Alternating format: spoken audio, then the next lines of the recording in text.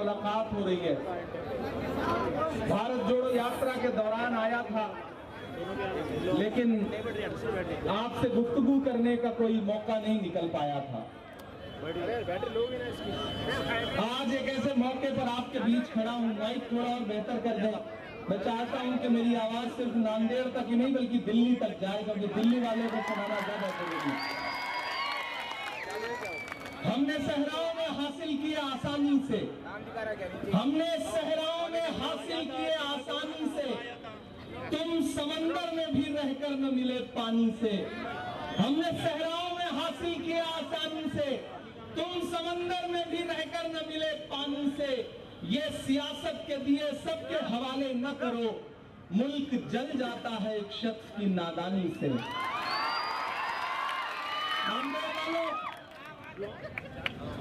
आज के इस प्रोग्राम में स्टेज पर मौजूद प्रेसिडेंट अब्दुल सत्तार साहब, माइनॉरिटी डिपार्टमेंट के स्टेट चेयरमैन और वक्फ बोर्ड के चेयरमैन वजाहत मिर्जा साहब, डिस्ट्रिक्ट प्रेसिडेंट रहीम खान साहब, सिटी प्रेसिडेंट अजीज कुरैशी साहब, शमीम भाई, गफ्फार भाई, मुंतजिब साहब, हमारे प्रभारी अहमद खान साहब, माइनॉरिटी डिपार्टमेंट की जिनल गाला जी, नासिर साहब, बकी साहब और तमाम पुराने ऐसे चेहरे हैं, ऐसे साथी हैं जिन्हें जानता हूं, जिनको पहचानता हूं। सबसे पहले तो नांदेड़ आपको सलाम करता हूं, क्योंकि 2017 में शायद यही वो जगह थी, यही वो मंच था जहां आपने दुआएं दी तो सियासत की तरफ थोड़ा सा रुख मेरा हुआ, और आपकी उन्हीं दुआओं के सदके में आप हिंदुस्तान की सबसे बड़ी पंचायत में, राज्यसभा में आपकी नुमाइंदगी करने का मौका मिला है। खुदा नसीब जोड़ता है तो कैसे जोड़ता है। राहुल जी ने जब मुझे राज्यसभा भेजने का फैसला किया तो किसी और सूबे को नहीं चुना, महाराष्ट्र को चुना। ये शायद आपसे उन दिनों के रिश्ते की एक बुनियाद थी जो ऊपर वाले ने भी जोड़ी, तो ऐसी जोड़ी कि मुझे नुमाइंदगी करने का मौका मिला, तो महाराष्ट्र जैसे स्टेट का मौका मिला। ये मेरी खुशनसीबी है। मैं यहां खड़ा हूं और मुल्क इलेक्शन के मुहाने पे खड़ा है। आने वाली 26 तारीख को आपको अपने घरों से बाहर निकलना है, ईवीएम की कतारों में खड़ा होना है और न सिर्फ नांदेड़ के मुस्तकबिल का फैसला करना है बल्कि हिंदुस्तान के मुस्तकबिल का भी फैसला करना है। एक तरफ वो ताकतें खड़ी है जो दिल्ली की गद्दी पर पिछले 10 साल से बैठी है, जिनका हर कैंडिडेट एक ही बात कह रहा है, चाहे वो आनंद हेगड़े हो, चाहे वो ज्योति मिर्धा हो, चाहे वो लल्लू सिंह हो, वो बस एक ही बात कह रहे हैं कि ये जो डॉक्टर बाबा साहब अंबेडकर जी का लिखा हुआ संविधान है वो इसको बदलना चाहते हैं। डॉक्टर बाबा साहब अंबेडकर के संविधान को बदलना चाहते हैं, और एक तरफ वो ताकतें खड़ी हैं जो ये कह रही हैं, राहुल गांधी कह रहे हैं कि हम अपनी आखिरी सांस तक हिंदुस्तान के आईन को बदलने नहीं देंगे। मेरी नई नस्लों, यहां बड़ी तादाद में नई नस्ल खड़ी है, मेरे बुजुर्ग खड़े हैं। जहां तक नजर जा रही है नांदेड़ की आवाम ही आवाम है। आसपास के इलाकों से भी, बसमत से, भोकर से और सारे इलाकों से भी लोग आए हैं। डाइस में बड़ी तादाद में लोग हैं। जितना आजकल भाजपा की रैलियों में भीड़ होती है उतना तो यहाँ डाइस में मौजूद है। ये हवा है, ये लहर है। इधर जहां तक मेरी आवाज जा रही है, मैं आपसे ये कहना चाहता हूं, मेरे भाई, ये मुल्क बहुत नाजुक दौर से गुजर रहा है। मैं आपकी दुआओं से इस देश की पार्लियामेंट में बैठता हूं। मैंने देखा है सरकार के इरादे बिल्कुल भी अच्छे नहीं हैं। वो ये चाहते हैं कि उनकी फिर से सरकार बने और वो आईन बदल दे, संविधान बदल दे। वो संविधान जिसमें महात्मा गांधी के उसूल लिखे हुए हैं, वो संविधान जिसमें पंडित जवाहरलाल नेहरू की कौमी एकजहती की यादें हैं, वो संविधान जिसमें मौलाना आजाद के ख्वाबों की ताबीर है, वो संविधान जिसे अपने पसीने से डॉक्टर बाबा साहब अंबेडकर ने लिखा, भाजपा उसे बदलना चाहती है। ये इलेक्शन आम चुनाव नहीं है। नांदेड़ वालों, अगर आपको लगता है कि इलेक्शन सिर्फ एक एमपी चुनने का इलेक्शन है तो गलत। का इलेक्शन है, इसलिए इस इलेक्शन की बहुत अहमियत बढ़ जाती है। मुझे पता चला है कि आप कांग्रेस के कैंडिडेट को बड़े वोटों से जिता रहे हैं, कहीं कोई शको शुबहा की गुंजाइश नहीं है, लेकिन मैं भी अपना फर्ज अदा करने चला आया हूं, क्योंकि मैं जानता हूं नांदेड़ मुझसे बहुत मोहब्बत करता है और मैं नांदेड़ से बहुत मोहब्बत करता हूं। न हम सफर न किसी हम नशी से निकलेगा, न हम सफर न किसी हम नशी से निकलेगा, हमारे पांव का कांटा हम ही से निकलेगा। वतन की रेत मुझे एड़ियां रगड़ने दे, मुझे यकीन है पानी यहीं से निकलेगा। नांदेड़ वालों, आपके यहां से उठी हुई आवाज पूरे हिंदुस्तान तक जाती है और अब तो और जोर से जाएगी, क्योंकि उस आवाज को पूरे मुल्क में पहुंचाने का जिम्मा भी मेरा है, क्योंकि खुदा ने मुझे यहाँ की नुमाइंदगी दी है तो मेरा फर्ज भी बनता है। तो मैं आपसे यह कहना चाहता हूं कि अब तक इस इलेक्शन को आप कैसे लड़ रहे हैं वो अपनी जगह है, लेकिन आज से मैं चाहता हूं कि इस इलेक्शन को बिल्कुल ऐसे लड़िए जैसे आप इस इलेक्शन को लड़ रहे हैं। ये तस्वीर आप पीछे देख रहे हैं, एक तरफ इमरान प्रतापगढ़ी है और एक तरफ आपके कैंडिडेट हैं। मेरे भाई, भारतीय जनता पार्टी नहीं चाहती कि मुल्क में खूबसूरती बनी रहे, भाजपा नहीं चाहती है कि इस मुल्क में कौमी यकजहती बची रहे, इसलिए प्रधानमंत्री जिस भाषा का इस्तेमाल करते हैं, जिस जबान का इस्तेमाल करते हैं, वो उनके मेयार के मुताबिक नहीं है। मैं यहां खड़ा होकर के एक बात आपसे कहने आया हूं मेरे भाई, कि पिछले दिनों जब आया था तो राहुल गांधी जी इन्हीं रास्तों पर चल करके भारत जोड़ो यात्रा के लिए जा रहे थे। मुझे याद है 7 सितंबर 2022 की वो सुबह, जब हम सारे लोग कन्याकुमारी के साहिल पर राहुल गांधी जी के साथ खड़े थे और राहुल गांधी कह रहे थे कि मैं भारत जोड़ो यात्रा के लिए निकल रहा हूं, मेरा नारा होगा नफरत के बाजार में मोहब्बत की दुकान खोलनी है। मैं राहुल गांधी के साथ चल रहा था। जब मैं राहुल जी के साथ चल रहा था तो मुझसे पत्रकार पूछते थे कि इमरान साहब आप तो शायर हैं, आप इस यात्रा में राहुल गांधी के कंधे से कंधा मिला के चल रहे हैं, आप क्या कहेंगे? तब मैं उन्हें एक शेर सुनाता था कि जो हर जालिम से टकराएगी वो आंधी बनाऊंगा, जो हर जालिम से टकराएगी वो आंधी बनाऊंगा, नए अंग्रेज आए हैं नया गांधी बनाऊंगा। दोस्तों, 4000 किलोमीटर अपने पैर के छालों की परवाह किए बगैर एक शख्स चलता रहा, सिर्फ एक नारा लेकर के कि नफरत छोड़ो भारत जोड़ो। मुझे बताओ नांदेड़ वालों की इस मुल्क में जो नफरत फैली है उसका सबसे बड़ा शिकार कौन है?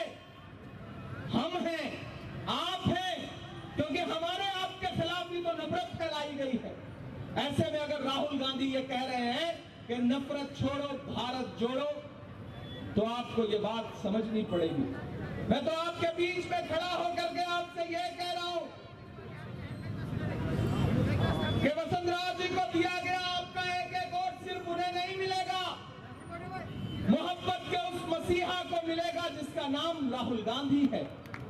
आपका वोट सिर्फ उन्हें नहीं मिलेगा, आपका वोट बाबा साहब अम्बेडकर के सच्चे अनुयायी मल्लिकार्जुन खड़गे को मिलेगा। आपका वोट सिर्फ उन्हें नहीं मिलेगा बल्कि प्रियंका गांधी को मिलेगा, सोनिया गांधी जी को मिलेगा, और आपका दिया गया एक एक वोट इमरान प्रतापगढ़ी के ऊपर पर्सनल एहसान होगा। इसलिए मैं आपके बीच में आया हूं कि यहां से जो आवाज उठेगी, यहां से जो माहौल बनेगा, वो देश की दशा और दिशा तय करेगा। नांदेड़ वालों, प्रधानमंत्री जी पूरे मुल्क में घूम करके बता रहे हैं कि हमारी तो इतनी सीट आ रही है, इतनी सीट आ रही है। झूठे हैं, झूठ बोल रहे हैं। भाजपा के नेताओं को झूठ बोलने के अलावा कुछ नहीं आता। वो भाजपा का एक मंत्री एक गांव में पहुंचा, गांव में पहुंचकर उसने गांव वालों से कहा कि इधर आओ, हम तुम्हारी दुश्वारियां, तुम्हारी मुश्किलें, तुम्हारी समस्या खत्म करना चाहते हैं। गांव के लोग आपकी तरह भोले भाले थे, इकट्ठा हो गए। मंत्री ने कहा बताओ तुम्हारी क्या समस्या है? गांव वालों ने कहा साहब हमारी 2 समस्या है। बोले बताओ? बोले पहली समस्या यह है कि हमारे गांव में कोई हॉस्पिटल नहीं है। तो मंत्री जी ने अपना मोबाइल निकाला, पता नहीं कौन सा नंबर डायल किया और फोन पे लगे हड़काने, डांटने लगे कि इस गांव में कोई हॉस्पिटल नहीं है, कल तक यहाँ पे एक हॉस्पिटल बना हुआ होना चाहिए, ये कह के फोन रख दिया। फिर गांव वाले से बोले देखो हमने तुम्हारी पहली मुश्किल खत्म कर दी, दूसरी समस्या बताओ। तो गांव वालों ने कहा कि साहब यहाँ पे मोबाइल का कोई नेटवर्क नहीं है, ये हमारी दूसरी समस्या है। ये है भाजपा के नेताओं की सच्चाई। ये भाजपा के नेता झूठ बोलते हैं। प्रधानमंत्री जी जो नंबर बता रहे हैं वो 15 लाख के जुमले की तरह झूठा है। किसी झांसे में मत आइएगा। दिल्ली में इंडिया गठबंधन की सरकार बनने जा रही है। मैं केरल से होके आ रहा हूं, प्रचार में मैं उत्तराखंड था, मैं चंद्रपुर था, उसके बाद जम्मू कश्मीर था, उत्तर प्रदेश था, आज यहां पर हूं, परसों राजस्थान रहूंगा, कल अकोला रहूंगा। मैं पूरे मुल्क का मूड आपको बता रहा हूं, पूरे मुल्क का माहौल बता रहा हूं कि मीडिया में भाजपा जीत रही है और जमीन पर इंडिया अलायंस जीत रहा है, कोई दो राय नहीं है। प्रधानमंत्री पहले फेज का इलेक्शन हो चुका है, प्रधानमंत्री जी का चेहरा उतरा है, अमित शाह जी की जबान लड़खड़ा रही है, लेकिन राहुल गांधी दहाड़ के बोल रहे हैं, तेजस्वी यादव दहाड़ के बोल रहा है, अखिलेश यादव जोर शोर से बोल रहे हैं, उद्धव ठाकरे जोर शोर से बोल रहे हैं, नाना पटोले जोर शोर से बोल रहे हैं, और इमरान प्रताप भी तो आपके सामने दहाड़ ही रहा है, आप देख रहे हो। तो इस इलेक्शन में भाजपा के लिए कुछ भी नहीं है। मैं तो प्रधानमंत्री जी से कहूंगा कि प्रधानमंत्री जी मुझे पता है अभी आपने झूठ बोलना शुरू किया है, एक आध फेज का और इलेक्शन होगा तो हो सकता है आप किसी मीटिंग में रोने भी लगे, क्योंकि आपको अदाकारी बहुत अच्छी आती है। अमिताभ बच्चन फेल है प्रधानमंत्री जी के सामने, एक्टिंग तो भाई कमाल का करते हैं वो। एक दिन पार्लियामेंट में रोहित वेमुला को याद करके भावुक हो गए, ऐसा लगा जैसे आंसू निकल आएंगे। मुझसे मीडिया के एक साथी ने कहा कि इमरान साहब आज तो प्रधानमंत्री जी भावुक हो गए थे, आप क्या कहेंगे? मैंने कहा भाई मैं क्या कहूंगा, मुझे तो एक शेर याद आ रहा है कि वो अब तिजारती पहलू निकाल लेता है, मैं कुछ कहूं तो तराजू निकाल लेता है, मैं इसलिए भी तेरे फन की कद्र करता हूं, तो झूठ बोल के आंसू निकाल लेता है। तो हमने तो देखा है उन्हें, लेकिन मेरे भाई इस बार कोई झूठ चलने वाला नहीं है। इस बार जनता समझ गई है कि ये झूठे लोग हैं। इन्होंने वादा किया था बहुत हुई महंगाई की मार, अब की बार मोदी सरकार 2014 में याद है पेट्रोल डीजल 58 रुपए से 100 रुपए पहुंच गया, गैस सिलेंडर 400 रुपए से 1000 पार कर गया, आटा चावल दूध दही पनीर छाछ लस्सी सब महंगा कर दिया। अरे ये फिल्में टैक्स फ्री करने वाले भाजपा के लोग कफन तक पर टैक्स लगाते हैं, जीएसटी लगाते हैं, ये है भाजपा की सच्चाई। हमने जब पार्लियामेंट में आवाज उठाई तो एक साथ 146 मेंबर ऑफ पार्लियामेंट सस्पेंड कर दिए गए, उनकी जबान बंद करने की कोशिश की गई, लेकिन मैं डरा नहीं, मैं झुका नहीं, कहीं छुप छुपा के खड़ा नहीं। जो डटे हुए हैं महाज पर मुझे उन सफों में तलाश कर, मैं लड़ रहा हूं आपके लिए, मैं बोल रहा हूं, मैं आपकी मोहब्बतों की दुहाई देकर ये बात कहता हूं नांदेड़ वालों कि जिस दिन से पार्लियामेंट पहुंचा हूं एक भी दिन चुप नहीं हूं। कभी नजीब की मां के आंसुओं के लिए आवाज उठा रहा हूं, कभी सुनहरी बाग मस्जिद के लिए आवाज उठा रहा हूं, तो कभी जामिया और अलीगढ़ यूनिवर्सिटी के बच्चों के लिए आवाज उठा रहा हूं, कभी इस देश के किसानों के लिए आवाज उठा रहा हूं, क्योंकि हमारी आंखों ने देखा है कि 700 से ज्यादा किसान शहीद कर दिए गए सिंगू बॉर्डर पे बैठा करके। कीमत तो बहुत बढ़ गई शहरों में धान की, लेकिन विदा न हो सकी बेटी किसान की। मौका मिला तो लोगों ने कुर्सी के वास्ते तस्वीर ही बिगाड़ दी हिंदुस्तान की। नांदेड़ वालों, हम एक मुश्किल लम्हे में खड़े हैं और इस मुश्किल लम्हे में एक एक सीट, एक एक वोट की अहमियत बहुत बड़ी है। इसलिए किसी झांसे में नहीं आना है, किसी धोखे में नहीं आना है। आपको याद रखना है कि पिछले 10 साल में इस सरकार ने जुल्म और सितम की क्या इंतहा की है। कभी महंगाई के नाम पर, कभी आपके ऊपर ऐसे ऐसे कानून थोपे गए कि आदमी कहीं भी महफूज नहीं है। महान बादशाह सिकंदर ने यूनान फतेह किया। सुनना मेरी बात को बहुत संजीदगी से नांदेड़ वालों। इधर जो दाई बाई तरफ लोग खड़े हैं, दाई तरफ लोग हैं, पीछे तक जहां तक मेरी आवाज जा रही है, और अपने घरों में भी जो लोग हैं, बहुत संजीदगी से मेरी इस बात को सुनिएगा। बादशाह सिकंदर ने जब यूनान फतेह किया तो जीत का जश्न मनाने के लिए शहर की सड़कों पर निकला, तो उसने देखा कि पूरा शहर जश्न मना रहा है, लेकिन एक फकीर जो है वो चादर ओढ़ करके सड़क के किनारे पेड़ के नीचे मस्त सो रहा है। सिकंदर को गुस्सा आया। सिकंदर अपने घोड़े से उतरा और उस फकीर के पास गया और उस सोते हुए फकीर को एक जोर की लात मारी और लात मार के कहा कि मैंने शहर फतेह कर लिया है फकीर, पूरा शहर जश्न मना रहा है और तू सो रहा है। फकीर ने उनींदी आंखों से सिकंदर की तरफ देखा और देख करके कहा कि शहर फतेह करना बादशाह का काम है, लेकिन लात मारना गधे का काम है। क्या खुदा की कायनात में इंसानों की इतनी कमी हो गई है कि उसने बादशाहत गधे के हाथ में सौंप दी है? लात तो हमको आपको भी पड़ी ना। 2014 में महंगाई की लात जो पड़ी तो अब तक पड़ती ही जा रही है। नोटबंदी की लात पड़ी, जीएसटी की लात पड़ी, अब नए नए कानून लेकर के आए हैं, और खुद हालत यह है कि भ्रष्टाचार का ऐसा आलम है कि चंदा दो धंधा लो। भाजपा का नया नारा क्या है? चंदा दो धंधा लो। लेकिन मेरा मानना है कि हुकूमतें जुल्म पर बहुत ज्यादा काबिज नहीं रह पाती। मैं पूरे देश का माहौल बता रहा हूं नांदेड़ वालों। साउथ इंडिया में भाजपा साफ, और ताली तो अगली बात पे आपकी बजेगी। साउथ इंडिया में भाजपा साफ और नॉर्थ इंडिया में भाजपा हाफ। यही है इस समय भाजपा की सच्चाई। उस दिन राहुल गांधी जी ने प्रेस कॉन्फ्रेंस में कहा कि इस चुनाव में भाजपा 150 सीट का आंकड़ा पार नहीं कर रही है, और अगर राहुल गांधी ने कहा है तो इसे पत्थर की लकीर समझो। मैं यहां आपके बीच में खड़ा होकर के बहुत संजीदगी के साथ एक बात कहता हूं नांदेड़ वालों, बहुत संजीदगी के साथ। जब भारत जोड़ो यात्रा गुजरी थी तो मैं इन्हीं रास्तों पे आया था।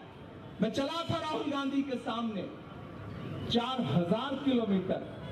वो शख्स अपने पैर के छालों की परवाह किए बगैर चला है। तो आज मैं नांदेड़ वालों आपके बीच में खड़ा होकर के ये कहना चाहता हूं कि आप तो इस बात पर ईमान रखते हो ना कि मजदूर का पसीना सूखने से पहले उसकी मजदूरी उसे दे दी जाए। रखते हो ना इस बात पर ईमान? बताओ मुझे, मजदूर का पसीना सूखने से पहले उसकी मजदूरी दे दी जाए, इस बात पे हमारा ईमान है। तो मैं नांदेड़ वालों आपसे कह रहा हूं कि मैं राहुल गांधी की मजदूरी मांगने आया,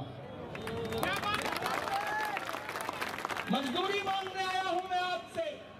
4000 किलोमीटर अपने पैर के छाले, अपने पसीने की परवाह किए बगैर वो शख्स चलता रहा।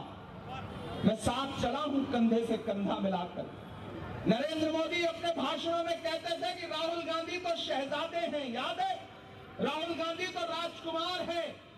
मैं नरेंद्र मोदी जी से कहना चाहता हूं कि आप जिसे शहजादा कहते थे वो एक टी शर्ट में, एक ट्राउजर में कन्याकुमारी से कश्मीर तक चलता रहा, हिंदुस्तान की सड़कों की खाक छानता हुआ, लोगों को गले से लगाता हुआ। अगर शहजादे ऐसे होते हैं तो ऐसे शहजादों को हम पलकों पर बिठाएंगे। आप राहुल गांधी को शहजादा कहते हैं और खुद को फकीर। वो फकीर जो 10 लाख का सूट पहनता है, मोबाडो का चश्मा पहनता है, मोबाडो की घड़ी पहनता है और 8,500 करोड़ के जहाज में पूरी दुनिया घूमता है। क्या फकीर ऐसे होते हैं? नहीं, फकीर ऐसे नहीं होते। शहजादे अगर राहुल गांधी जैसे हैं तो ऐसे शहजादे हमें कबूल हैं। दोस्तों, मैं आपसे थोड़ी थोड़ी गुफ्तगू करूंगा, थोड़ी थोड़ी शायरी भी सुनाऊंगा। नहीं सुनाऊंगा तो आप कहेंगे कि देखो खासदार हो गया तो अब शेर वेर ही नहीं सुनाता। वो भी नहीं करूंगा, वो भी सुनाऊंगा। हाँ, सारा कुछ सुनाऊंगा। मैं अभी तक तो सोच रहा था ना कि आप सारे लोग जम जाएं, उसके बाद फिर आपसे संजीदा गुफ्तगू। अभी तो माहौल बनाने के लिए आपसे बातचीत कर रहा था। अब मैं आपसे ये कहना चाह रहा हूं मेरे भाई कि सत्तार साहब यहाँ बैठे हैं, बाकी साथी यहाँ बैठे हैं। मुझे एक बड़ी लंबी सी लिस्ट मिली है माशाल्लाह। मसूद साहब, परवेज खान साहब, शेर अली, हबीब बागवान जी, हबीब मौलाना साहब, शेख जावेद चाउस साहब, राशिद भाई, शमीम भाई, नासिर भाई, चांद भाई, हबीब भाई, नासिर भाई, लतीफ भाई, मुन्ना अब्बास, बाबू भाई, वाजिद साहब, फारूक खान, फारूक साहब, अलीम खान, फिरोज भाई, फहीम खान, सईद साहब, जेपी भाई। इतने सारे नाम है ना कि मुझे लग रहा है अगली बार ये प्रोग्राम 2 दिन करना पड़ेगा। एक दिन सिर्फ नाम लेना पड़ेगा, एक दिन सिर्फ भाषण देना पड़ेगा। अच्छा, जेडी भाई भी है। जो नाम छूट, एक्चुअली कई नाम एक जैसे हैं तो वो मैं बार बार रिपीट नहीं कर पा रहा हूँ, इसके लिए माफी चाहूंगा जो नाम छूट गए। और सबसे बड़ी बात तो ये जो सामने लोग बैठे हैं ये असली लोग हैं, इनका नाम लेना जरूरी है। इनकी मोहब्बत को सलाम। आप कभी ये मत सोचा करो कि जो 4 फीट ऊंचा मंच है इस पर जो लोग बैठे हैं वो आपसे बड़े हैं। नहीं, हम आपसे बिल्कुल बड़े नहीं हैं। आप 4 फीट नीचे बैठे हैं तो आप ज्यादा वजनदार हैं, क्योंकि आप दानिश्वर लोग हैं। तराजू के 2 पलड़े होते हैं ना, एक इस तरफ है, एक इस तरफ है। एक 4 फीट ऊंचा है, एक नीचे है, लेकिन तराजू का वही पलड़ा झुका होता है जिसमें वजन ज्यादा होता है। आप ज्यादा वजनदार लोग हैं, इसलिए आपकी मोहब्बत को सलाम करता हूं और 4 मिसरे पढ़ता हूं कि दायरे में सिमट के आया है। मुझे लगना चाहिए कि वही नामदेव है जिसे मैं छोड़ के गया था, वही नामदेव मुझे दिखना चाहिए पीछे तक कि दायरे में सिमट के आया है, हर रवायत से हट के आया है। आंधियों को जरा खबर कर दो, आंधियों को जरा खबर कर दो, शेर वापस पलट के आया है, शेर वापस पलट के आया है। इलेक्शन सिर्फ वोट देने का नाम नहीं है, सपोर्ट देने का भी नाम है, हौसला देने का भी नाम है। अब मेरे कैंडिडेट है, इन्हें हौसला दीजिए, इनका समर्थन करिए। एक एक आदमी ऐसे इस इलेक्शन को लड़े जैसे खुद चुनाव में खड़ा हो, क्योंकि अभी नहीं तो कभी नहीं। अगर इस बार चूक गए तो जरूरी नहीं कि आने वाले दिनों में हिंदुस्तान में इलेक्शन हो या ना हो, इसकी कोई गारंटी नहीं ले सकता। संविधान बदलना चाहते हैं वो, मुद्दों पर बात नहीं करेंगे, मुद्दे हटाएंगे। मैं तो पार्लियामेंट में हूं, वहां भी सवाल पूछता रहता हूं जब मेरे सामने पड़ते हैं। मैं तो उनसे पूछ रहा हूं पूरे मुल्क में कि कहां सोया है चौकीदार। इधर तो लोग हैं, इन सबकी शिरकत हो कि कहां सोया है चौकीदार, कहां सोया है चौकीदार। गैस सिलेंडर की कीमत भी 1000 के पार, कहां सोया है चौकीदार, कहां सोया है चौकीदार। कि चाय बेचने वाला पूरा भारत बेच रहा है। सच्चे मिसरे हैं ना? अगर सच्चे मिसरे हैं तो पहुंचाए ना दिल्ली तक। तो फिर से पढ़ता हूं कि चाय बेचने वाला पूरा भारत बेच रहा है, इसी काम में हासिल से महारत बेच रहा है। कि रेल बिक गई, तेल बिक गया, बिका हवाई अड्डा। और अगली जो लाइन है ना उसमें एक नाम आएगा वो नाम अगर दिल को मजा दे तो फिर उसी तरह से सुन के बताइएगा कि रेल बिक गई, तेल बिक गया, बिका हवाई अड्डा, सब कुछ बिकता देख के खुश हैं अपने जेपी नड्डा। ये जनता महंगाई की मारी करती हाहाकार, कहाँ सोया है चौकीदार, कहाँ सोया है चौकीदार। मोदी जी भाषणों में बड़ी बड़ी बात करते हैं, मुद्दों पर बात नहीं करेंगे, जनता को झूठे वादे करेंगे। एक बार भाजपा का एक नेता एक एयरपोर्ट के बाहर पहुंचा, एक भिखारी दौड़ता हुआ उसके पास आया, बोला साहब 4 दिन से कुछ खाया नहीं है, कुछ पैसे दे दो। तो 500 की नोट उसने जेब से निकाला और कहा तुम्हारे पास फुटकर हो तो मुझे 400 वापस कर दो, ये रख लो। तो भिखारी ने कहा हाँ मेरे पास चेंज है, ले लीजिए। जैसे उसने 400 निकाले तो उसने भिखारी से कहा कि अच्छा तुम्हारे पास तो 400 है, जाओ इसी से खा लेना। उसको वापस पलट के रख लिया। ये काम करते हैं भाजपा के नेता, देना कुछ नहीं है, अगर मौका मिले तो आपकी जेब में जो रखा है उसे भी वापस लूट लें। पिछले 10 साल में इसके अलावा कुछ भी नहीं किया। मणिपुर में बेटियों की जिस तरह से परेड कराई गई, आपको याद है? नरेंद्र मोदी जी का वो नारा याद है, बेटी बचाओ बेटी पढ़ाओ। लेकिन उस नारे की सच्चाई क्या थी? हाथरस में जब दलित बिटिया के साथ बलात्कार हुआ और उसकी मौत हुई तो रात के 2 बजे उसकी लाश को जला दिया गया बिना परिवार वालों की मर्जी के। बिल्किस बानो के बलात्कारियों को जेल से छोड़ करके माला पहनाई गई। यह है इनका बेटी बचाओ बेटी पढ़ाओ। उन्नाव में एक बिटिया के साथ बलात्कार करने वाला इनका भाजपा का विधायक जेल में है। सोनभद्र में इनका एक विधायक बलात्कार के आरोप में 25 साल की सजा काट रहा है। और तो और ओलंपिक पदक लाने वाली बेटियां जब प्रधानमंत्री की चौखट पर अपना मेडल लेकर के गई और ये कहा कि हमारे साथ खड़े होइए, हम बेटियां इंसाफ मांगती हैं, तो जंतर मंतर पर उन्हीं बेटियों को पुलिस ने घसीटा है। उसके विजुअल हमारी आंखों के सामने। मैं अपने समाज के लोगों से भी कहना चाहता हूं कि जज्बाती बनने की जरूरत नहीं है, मुद्दे पकड़िए, सियासी तौर पर खुद को बेदार करिए। कांग्रेस क्या कह रही है कि हमारी सरकार आते ही हर गरीब औरत को, हर गरीब महिला को 1 लाख रुपए दिए जाएंगे। कांग्रेस ये नहीं कह रही हो महिला हिंदू हो, मुसलमान हो, सिख हो, ईसाई हो, दलित हो, बौद्ध हो, कोई मतलब नहीं। वो महिला भारत की नागरिक है और गरीब है तो हर साल उसके अकाउंट में 1 लाख रुपए डायरेक्ट दिए जाएंगे। ये कौन कह रहा है? राहुल गांधी कह रहे हैं। तो उसका फायदा किसे मिलेगा? हमारी आपकी भी बहन बेटियों को मिलेगा जो गरीब। यहां नई नस्लें खड़ी हैं। कांग्रेस पार्टी कह रही है कि हमारी सरकार बनते ही 30 लाख नौकरियां तुरंत। और 25 साल के वो नौजवान जो डिप्लोमा लेकर के घूम रहे हैं, उनके पास नौकरी नहीं है, उनको नौकरी मिलने तक 1 लाख रुपए का बेरोजगारी भत्ता दिया जाएगा डायरेक्ट आपके अकाउंट में। मुद्दों पे लड़ो इस चुनाव को।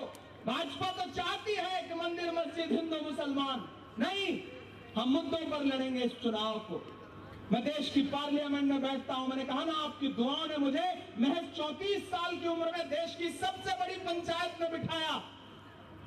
मैंने वहां बैठ के देखा है, ये महसूस किया है कि हिंदुस्तान की सियासत एक अलग करवट ले रही है। मेरे अपनों, उस शेप के साथ, उस बेदारी के साथ, उस करवट के साथ बदलना पड़ेगा।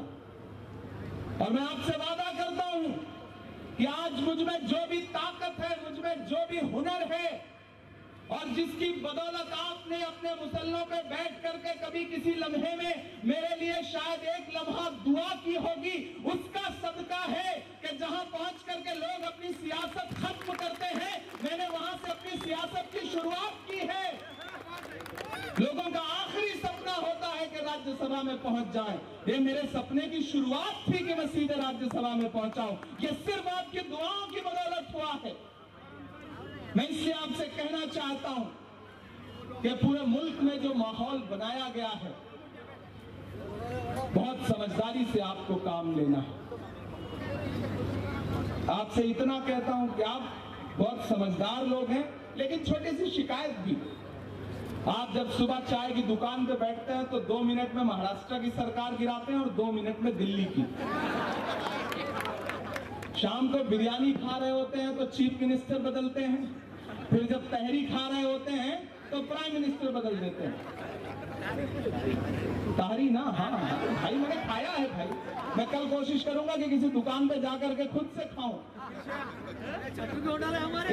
एक बात की माफी मांगता हूं यार आपसे, मेरे दिल की खलीश है, मैं कह देता हूं। 2 साल तकरीबन होने को आ गए, 1.5 साल से ज्यादा हो गया मेंबर ऑफ पार्लियामेंट बनने के बाद। कई बार सोचा कि आपके बीच में आऊं, और ये इलाका तो वो इलाका है जहां कुछ करना चाहता हूं। 2017 में आया था तो बड़े ख्वाब थे, वादा किया था कि कुछ करूंगा। अब तो अल्लाह ने आपकी दुआ से मेरी कलम में ताकत भी दे दी है।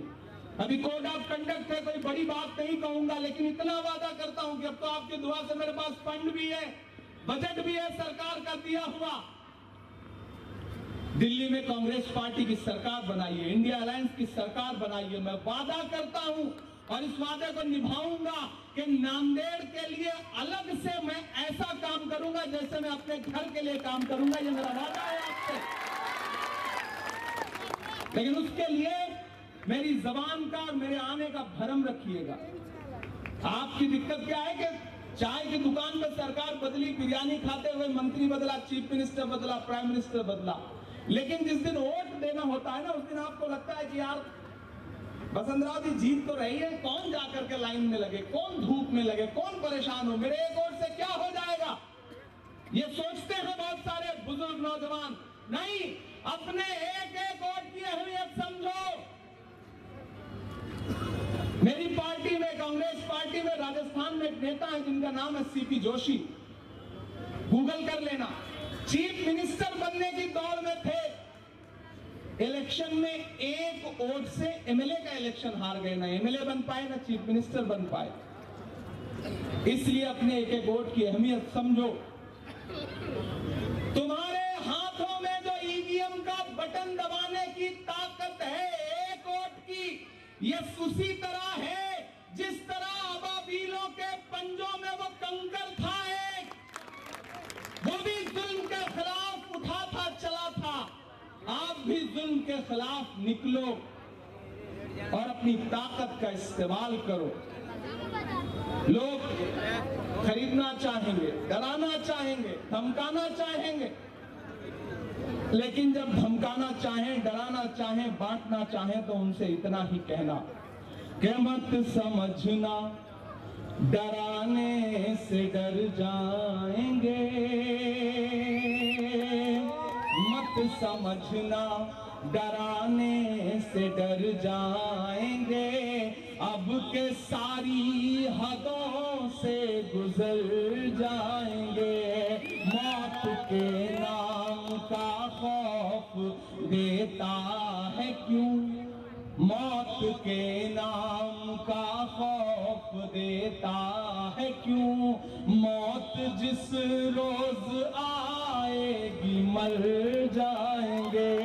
मत समझना डराने से डर जाएंगे।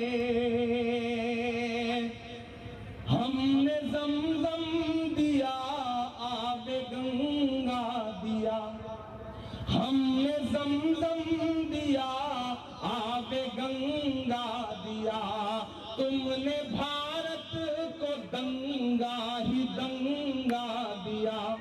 और अगले जो 2 मिसरे हैं, यहां से वहां तक कोई हाथ खामोश नहीं रहेगा उन 2 मिसरों पे कि हमने ज़मज़म दिया, आबे गंगा दिया, तुमने भारत को दंगा ही दंगा दिया, तुमने एक रंग के ख्वाब देखे मगर, तुमने एक रंग के ख्वाब देखे मगर, हमने हिंदुस्तान को तिरंगा दिया। ये तिरंगा नांदेड़ वालों आपकी धड़कनों की तर्जुमानी है इन मिसरों में कि ये तिरंगा बदन पर लपेटे हुए, ये तिरंगा बदन पर लपेटे हुए एक दिन इस जमीन में उतर जाएंगे। मत समझना डराने से डर जाएंगे, अब के सारी हदों से गुजर जाएंगे। ना इधर जाएंगे ना उधर जाएंगे, बन के खुशबू फजा में बिखर जाएंगे। मेरे भाई, मैंने कहा ना, ये चुनाव बहुत बहुत बहुत अहम चुनाव, बहुत अहम चुनाव है। मैं अपना दामन फैला के आपसे कह रहा हूं कि इस इलेक्शन में कुछ नहीं सोचना है, कौन आया कौन गया, किसने क्या कहा, कोई परवाह मत करो। जमहूरियत में हर चीज का जवाब वोट से दिया जाता है, बोलकर नहीं दिया जाता, चीख चिल्ला के नहीं दिया जाता, वोट से दिया जाता है। तो अगर कभी कहीं आपके जज्बात को ठेस पहुंची है तो उसका जवाब वोट से दो। घरों से बाहर निकलो, जाओ ईवीएम की कतारों में खड़े हो और सोचो कि इस सरकार ने 10 साल में आपको महंगाई दी है, नोटबंदी दी है, भ्रष्टाचार दिया है, नफरत दी है। आप नारा लगाओ कि नफरत के बाजार में मोहब्बत की दुकान खोलनी है। भारत का इमरान आपके बीच में खड़ा होकर के आपसे कह रहा है, वक्त बहुत कम है, कोड ऑफ कंडक्ट है, 7-8 मिनट और बाकी है। मैं इतनी देर आपसे गुजारिश कर रहा हूं, ये कह रहा हूं। हाँ, मैं देख रहा हूं घड़ी मेरे पास भी, मैं तो वक्त का बड़ा पाबंद हूं, वक्त का बड़ा पाबंद हूं। रात तो वक्त की पाबंद है, ढल जाएगी। देखना यह है चिरागों का सफर कितना है। हम जल रहे हैं, फलस्तीन सुनना यार। मैं सोच रहा हूं ना, देखो वो नज्म जो है फलस्तीन की नज्म, एक वादा करता हूं, आप 26 तारीख को अपना एक एक वोट कांग्रेस पार्टी को दो। मैं वादा करता हूं कि 4 जून को रिजल्ट आएगा। आपकी दुआ रही तो दिल्ली की गद्दी पर हमारा चीफ प्राइम मिनिस्टर बैठेगा और मैं इसी देगलूर नाका पे उस मोहब्बत का कर्ज चुकाने के लिए आऊंगा और जितनी देर कहोगे उतनी देर शायरी सुनाऊंगा। ये मैं आपसे वादा कर रहा हूं। मैं उसका सिर्फ एक बंद सुना देता हूं। लपे आती है दुआ बन के तमन्ना मेरी, सुन ले तू आज ये फरियाद खुदाया मेरी। लपे आती है दुआ बन के तमन्ना मेरी। वो नज़्म सुनाने के लिए एक अलग तरह के माहौल की जरूरत है। यहाँ सारे साथी खड़े हो गए हैं चुप। मैं तो इतना कह रहा हूँ कि मोहब्बत भाईचारे के दीवाने दिन ही लौटा दो, वो सस्ती दाल सब्जी के सुहाने दिन ही लौटा दो। ये अच्छे दिन तो अंबानी अडानी को मुबारक हो, हमें ऐसा करो साहिब पुराने दिन ही लौटा दो, हमें ऐसा करो साहिब पुराने दिन ही लौटा दो। और आखिर में आपको एक नई नज़्म सुना करके आपसे विदा लूंगा। जो 5 मिनट बाकी है उसमें एक नई नज़्म सुनाता हूँ कि जख्म पर जख्म उठा के निकले हैं, जख्म पर जख्म उठा के निकले हैं, हम अगर मुस्कुरा के निकले हैं। सर झुकाने का हुक्म जब आया, सर झुकाने का हुक्म जब आया, और भी सर उठा के निकले हैं। नारे हक लगा के निकले हैं। नांदेड़ वालों, 26 तारीख को घर से बाहर निकलो।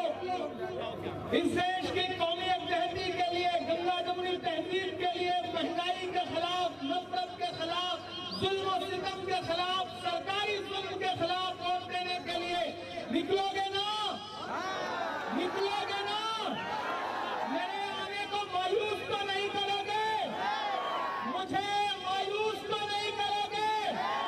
अपना एक एक वोट लेकर के कांग्रेस पार्टी के लिए बूथ पे जाओगे ना? अगर जाओगे तो उठाओ अपना एक एक हाथ मेरे समर्थन में, राहुल गांधी के समर्थन में, वसुंधरा चौहान जी के समर्थन में। आपका उठा हुआ एक एक हाथ इस बात की गवाही है कि ये इलेक्शन कांग्रेस पार्टी जीतने जा। हाथ कितना जल्दी नीचे क्यों कर लिया? थक गए क्या? उठाओ मेरी तरह इस हाथ में। जिस तरह पीछे एक साथी ने कुर्सी उठा रखी है, इस बार भाजपा की कुर्सी ऐसे ही उठा देनी है। आप दिल्ली की सरकार बदलो, आने वाले दिनों में मुंबई महाराष्ट्र की सरकार भी बदल दी जाएगी, ये वादा करते हैं, क्योंकि जमहूरियत को लूट करके यहाँ पर सरकार बनाई गई है। मैं आपका बहुत शुक्रिया अदा करता हूँ। शहर के Barkat complex road Baba petrol pump के करीब वाक़े Queens Designer Suit and Emporium में शादी ब्याह, दीगर तकरीबात और यहाँ पर ब्रांडेड कंपनियों के ड्रेसेस का स्टॉक आ चुका है, जिसमें ग्राहकों के लिए इस शोरूम में नित नए डिज़ाइन के कराची सूट, ब्राइडल सूट, लांचा, frock, gown, gharara suit, shirt, salwar, दुल्हन के सूट के अलावा दिगर फंक्शन के बेहतरीन डिज़ाइन के सूट मुनासिब दामों में दस्तयाब है। वाज़ेह हो कि दुबई, मुंबई, हैदराबाद जैसे कपड़े अब नांदेड़ शहर के Queens Designer Suits and Emporium एक ही छत के नीचे दस्तयाब है। Queens Designer Suit and Emporium के प्रोपराइटर मोहम्मद आमिर ने अवामुन्नास से अपील की है कि वो नित नए स्टॉक के माल की ख़रीदारी करने के लिए इनके शोरूम पर एक मरतबा ज़रूर तशरीफ़ लाए। हमारा पता है बाबा पेट्रोल पंप नज़द बरकत कॉम्प्लेक्स रोड, नांदेड़।